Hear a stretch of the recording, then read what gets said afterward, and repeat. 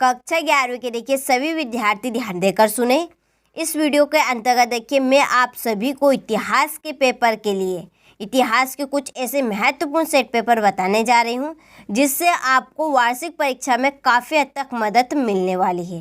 ठीक, चलिए बिना किसी देरी के हम वीडियो को स्टार्ट करते हैं। ठीक, यहाँ से देखिए पहला क्वेश्चन ये रहा।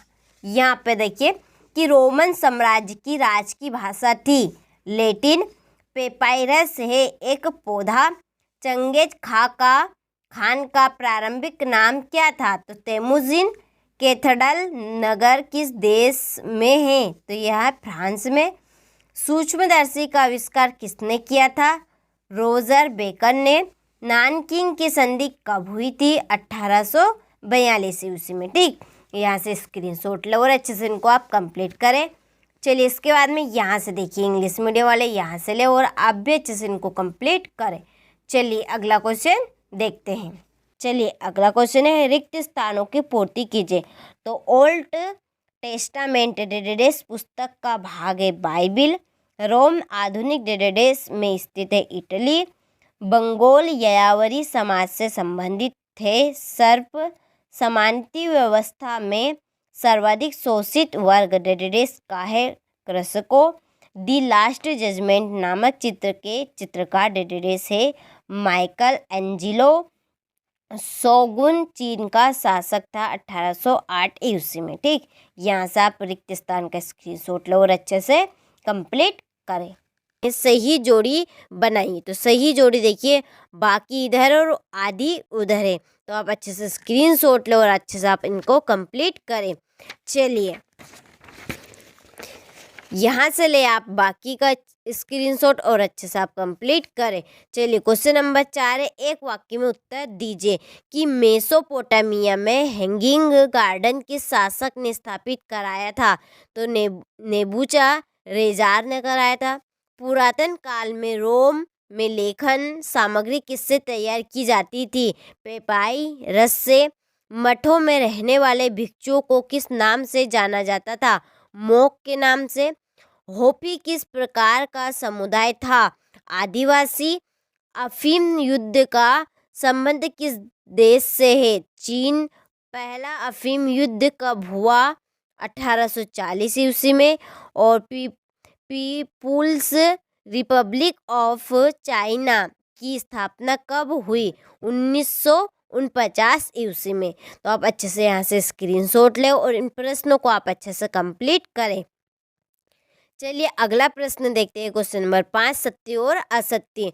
पहला है कि मेसोपोटामिया के लोग ताम्रपत्रों पर लिखा करते थे, तो असत्य है। रोमन साम्राज्य में संयुक्त परिवार का प्रचलन था, असत्य। मंगोल यायावरी समाज से संबंधित थे, तो यह सत्य है। चर्च द्वारा किसानों से लिया जाने वाला कर टीत कहलाता था, सत्य। मध्यकालीन समानती व्यवस्था भूमि पर आधारित थी, सत्य। शोगुन चीन का शासक था, तो सत्य। तो आप यहाँ से अच्छे से स्क्रीनशॉट लें और इन प्रश्नों को आप अच्छे से कंप्लीट करें। चलिए प्रश्न क्रमांक 6 हम यहाँ से देखते हैं। मेसोपोटामिया सभ्यता की 2 प्रमुख विशेषताएं लिखिए। तो 2 प्रमुख विशेषताएं है आपके सामने। मेसोपोटामिया की सभ्यता एक नगरीय सभ्यता थी, तो आप अच्छे से स्क्रीनशॉट लें और अच्छे से इनको कंप्लीट करें।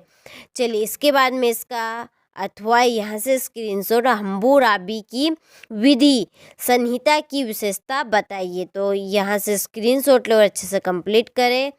इसके बाद में क्वेश्चन नंबर 7 की लेखन क्या है? मेसोपोटामिया सभ्यता की लेखन कला के विकास को समझाइए। तो आप यहाँ से इस प्रश्न का स्क्रीनशॉट लें और इन प्रश्न को आप अच्छे से कंप्लीट करें। इसके बाद में क्वेश्चन नंबर 7 का अथवा कीला लिपि के बारे में आप क्या जानते हैं? इसकी विशेषता बताइए। तो यहाँ से आप अच्छे से स्क्रीनशॉट लें और अच्छे से कंप्लीट करें। ये विशेषता है पहली, दूसरी और ये तीसरी। इसके बाद में क्वेश्चन नंबर 8 रोम के संदर्भ में गणतंत्र शासक व्यवस्था क्या थी? तो यहाँ से आप अच्छे से स्क्रीनशॉट लें और कंप्लीट करें।